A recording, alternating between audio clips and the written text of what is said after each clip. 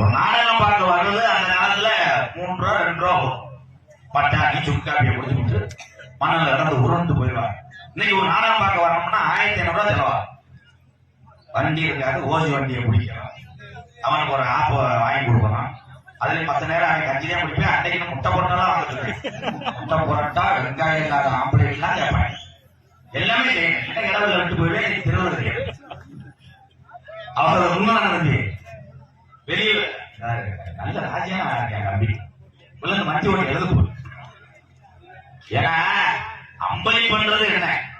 அன்பால் கொடுக்கிற பூ அம்பளி.